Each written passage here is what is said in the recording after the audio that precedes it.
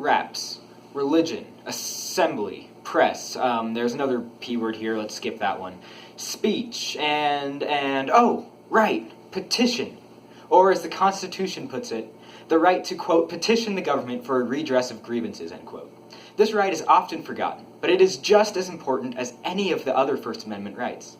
Today I would like to prove this, first by studying the history of the freedom of petition, then by examining the current process of petitioning the government, before finally looking for ways to increase public awareness of this essential right.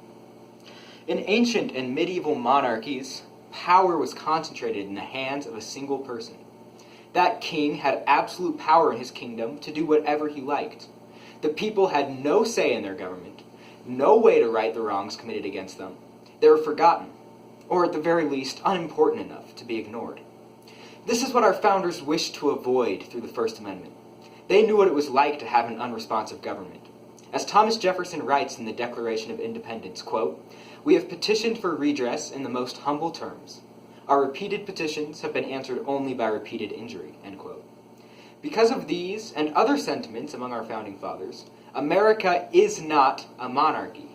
It is a democratic republic.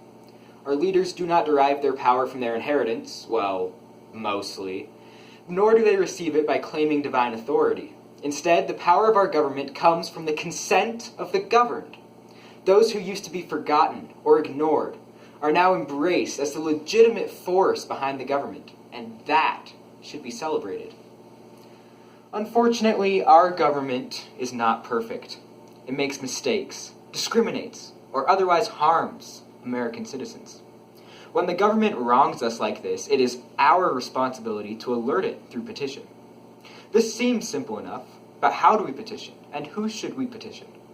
The who is fairly straightforward. We need to petition our senators and congressperson. After all, the people we elect are not our leaders, they are our representatives.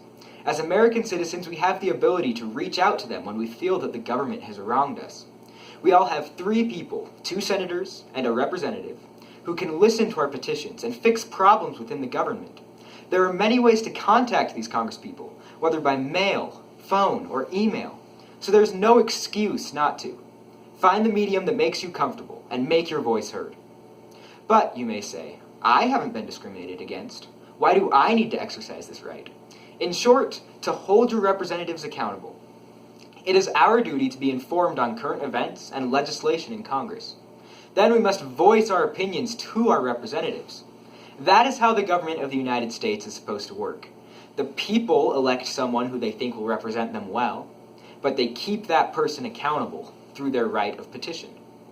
Sadly, the system doesn't quite work like that right now.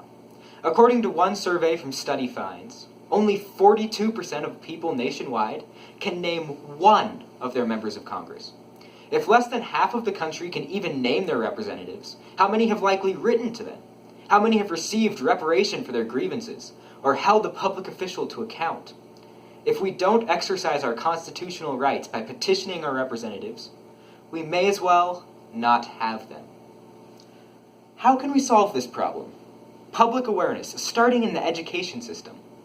Children should be taught in their civics classes that they are in charge of their government. Not lobbies, not unions, not even politicians. Ultimately, America still has a government by the people, and that's something worth fighting for. But mere knowledge of rights is not enough. The critical part of any right is in its use. Thus, these same children, by high school, if not sooner, should be encouraged or even required to find a topic they are passionate about, study it, and then write to their representatives. By both learning about and exercising their right to petition, the rising generation, and eventually America as a whole, will be stronger and empowered to face the future's challenges. The right to petition is critical in our republic, just as important as the other parts of the First Amendment. It was formed from the bad governance of monarchies, for people to receive recompense for damages caused by the government. Currently, Americans can use this right to hold public officials responsible to both their promises and, more importantly, their oath of office. However, greater civic engagement will make this process even better. It is crucial that we, as Americans, learn to exercise this right more.